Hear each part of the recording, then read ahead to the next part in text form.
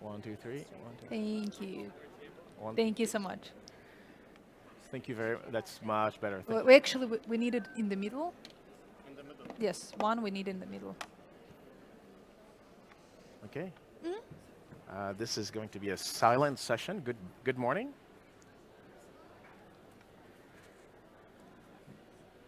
Good morning, everybody. Good morning, everyone. You can hear us, okay? Yes? Okay, Yeah. perfect. If you do not hear us, please put on your headphones because this will be a silent session. Please, if someone does not have your headset on yet, please put it on. Yep.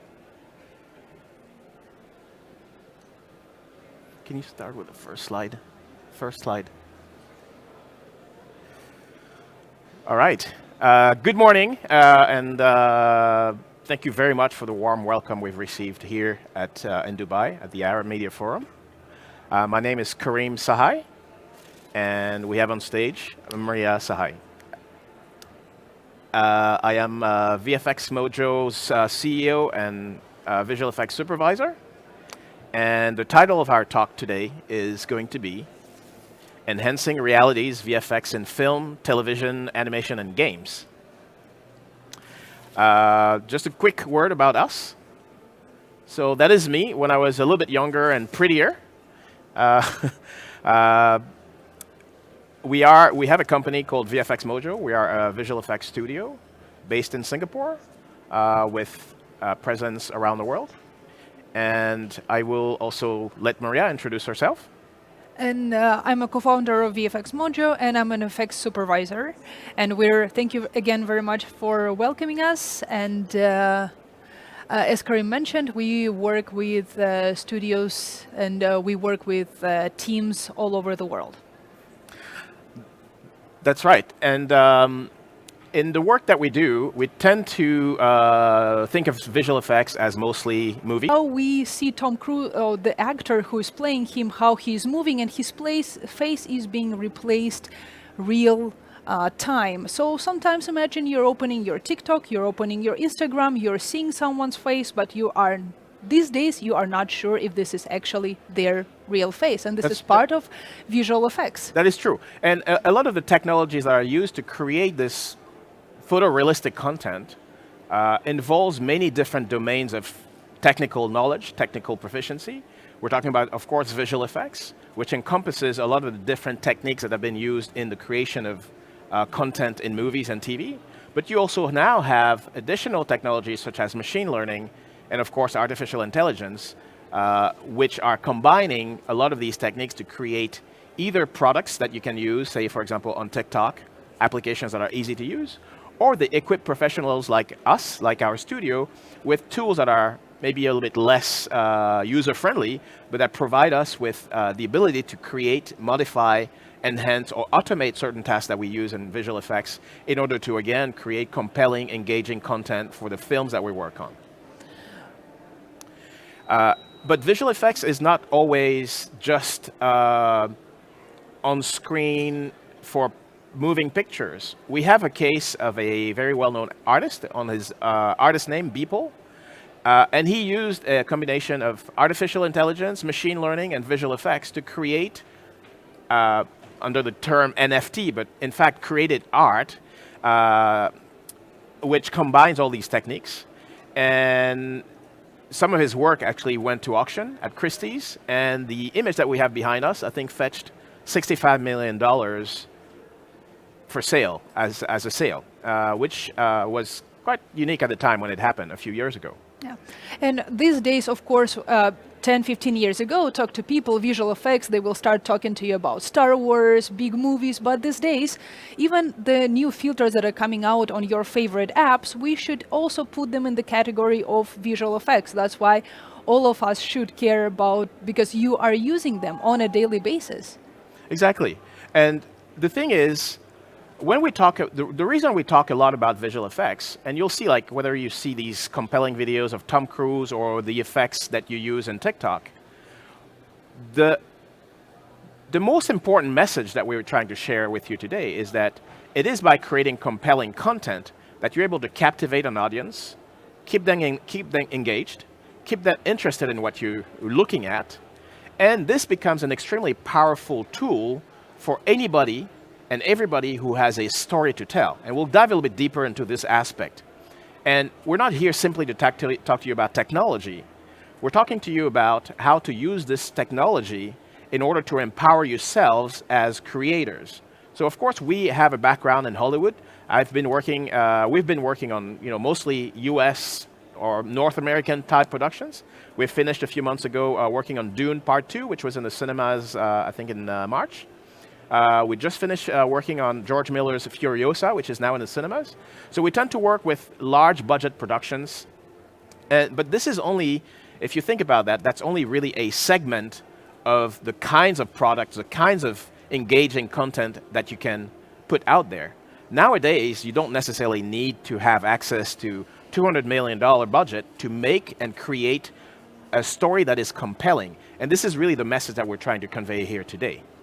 Yeah, we want to share a message with you, the new generation, is that when you think of, as we just said, creating a new story, you have an idea, you want to create a short film, you want to create a web series or something, want you to think about opportunities and not limitations, because visual effects is something that can help you deliver your story faster on a lower budget, and basically from the start to the finished project, you can speed up the process a lot. And here behind us, you will see some examples of visual effects that are called invisible visual effects that some of you might not realize when you watch movies.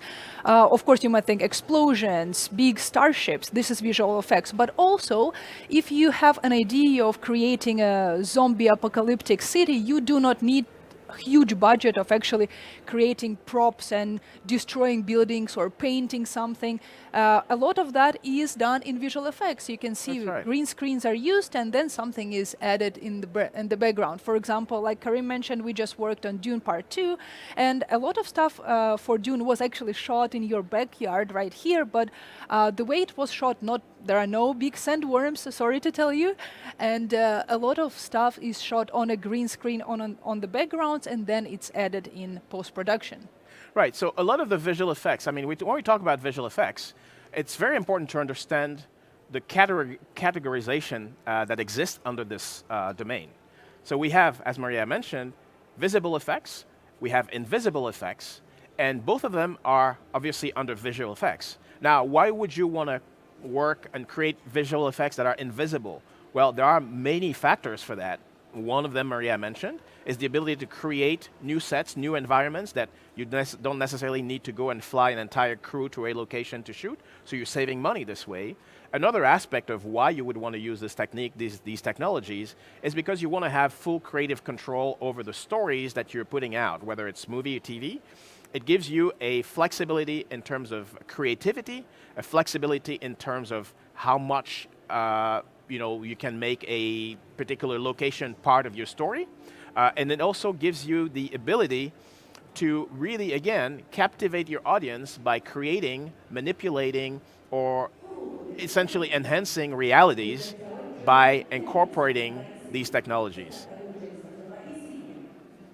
Yeah, just a few more examples you see behind us of more classical visual effects that we're talking about, where you don't want to explode a real building or a starship that you have in your mind does not really exist in real life, so you create it in the computer. And a lot of the techniques that go into enhancing or manipulating or creating new realities are based on older techniques such as the green screen and blue screen, or you would have new technologies where you're creating from scratch certain content using machine learning or AI. And another point we want to deliver and share with you is that VFX can help you develop your local stories, because you are in such an advantageous point right now where you have a lot of productions coming to be shot here in the region. So you have direct connection with the companies, with the production companies who come here. I'll take over, Maria, as having a... because in your backyard a lot of big budget productions are being filmed, one would think, well, that is all there is. We need to work in these kinds of movies, big Hollywood movies. We work in them, but we come here to tell you that that's not all there is. And the ability to use these technologies and develop local content, local productions, local film industry is really where the growth is going to be. What this means for any young creators and filmmakers today is that as you come into this field, you will not need to learn necessarily or create the software that has been created in the past 30 years. It exists right here, right now.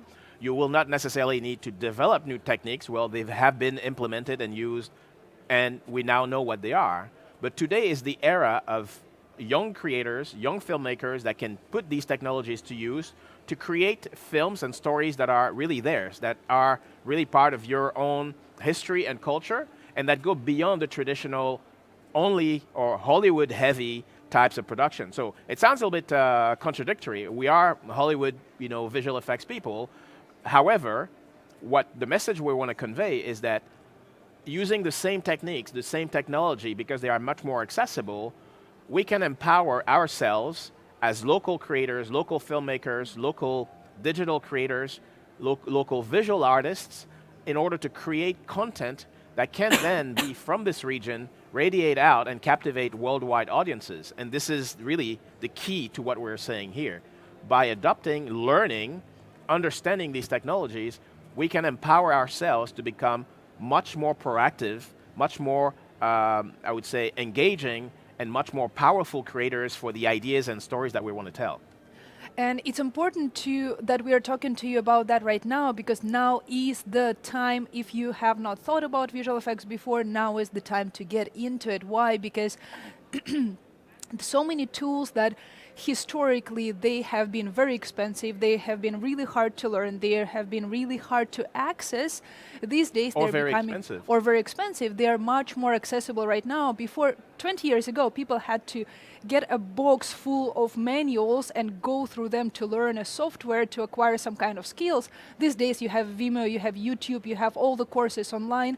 If you have manuals online, they probably have examples of work, so it's much more accessible, it's much more easier to learn. And also a lot of tools right now employ machine learning and AI techniques that remove a lot of steps that we had to learn before, but these days you don't need to. You just click a button and it does a lot of It helps. for I mean, you. it's not helps like a it lot. replaces us completely. And in fact, a lot of the fear around AI and machine learning is that, oh, it's going to replace us. We see it, and we work with machine learning and artificial intelligence very often on the productions that we are creating visual effects for. What we want to say is that, first of all, these technologies are not completely adopted fully, and they're not fully developed. One aspect of the reasons why they're not completely used by everybody is that there's a legal aspect. And in fact, we are only now starting to see what the legal ramifications of using AI and machine learning is. One of the ramifications, one of the big central topic is the learning models that the artificial intelligence is based on. Has it been acquired legally? Has it been trained on data that is acquired legally? And if it's by legally, I mean, if you're going to train a large language model, the system behind using or creating AI, if you're going to create an LLM, large language model, using everybody's data, well, the result that comes from using this process, who does it belong to? That doesn't mean that it belongs to you as a company, because you've trained it on data that does not belong to you. So there's a legal aspect there. So that's one of the reasons why AI and machine learning may not be completely there right now. And the second aspect is that it's not always very easy to control things fully. And a lot of the work that we do in visual effects, we have to be extremely detailed in the control, creative control that we want that we need to use in order to create the content that the directors ask for. And the machine learning or AI solutions that exist today are not necessarily fully giving you the control that we actually need in post-production. Okay, so if you're thinking, where shall I start then? Where do I go from here? First advice from us to you, it will be actually a little bit non-intuitive, but we'll tell you that please get interested in photography. Both of us are photographers, and a lot of people who work in visual effects are photographers. We'll share a few images of ours behind us that you can see we've taken in Greenland, in Svalbard, in Norway, in different parts of the world. And the reasoning behind us asking you to get interested in photography, because no matter what you're planning on doing, if you have your own project, if you're thinking of creating, using visual effects for even social media, it's all about creating realistic, captivating, interesting images, and it starts with looking with your eyes into the world and looking what is actually beautiful to you, what is beautiful to other people, and what makes a beautiful image. It's the language of... Getting into photography, Yeah, it's the that's right. language of understanding what light does, what does color do, what is contrast. And it's the language of educating your eye. And I'm sorry, we have Exactly. very short time, so we're just Yeah. going to show you the images rather quickly. And tying with the subject of photography is, there is a saying that quality of our inputs dictates the quality of our That's so output. true. That's Yes, very true. and we very much advise everyone we do a lot of education, and all the students, everyone we advise to please get interested into in art in general. Educate your eye, and your input should be of quality input. And the last message before we go, we want to give you is education. That's right, education. Training and education, because one of the things that is really important to understand is that it's not because you have a lot of things on YouTube that you are necessarily going to become an expert. Unfortunately, a lot of these techniques and a lot of these tools require a certain discipline, a certain way of implementing them. And it's kind of a blessing in disguise, having access to a lot of information. It is really the key to how to really take this information, turn it into usable, actionable knowledge. And really the key to that is actually getting yourself trained into the field of visual effects if you are to use it into your own creation. Very sorry, we have to close the session a little shorter. If you want to talk to us a little bit more, we will be around here. Catch us. But thank you very much for your... Mojo slide, Thank you very much for your attention. So we'll show you, well, if you want to reach us, you can reach us through our website. And we really want to thank you very much for your attention, and also for the opportunity to interact and come and meet you and also talk to you about visual effects. Thank you very much. Thank you.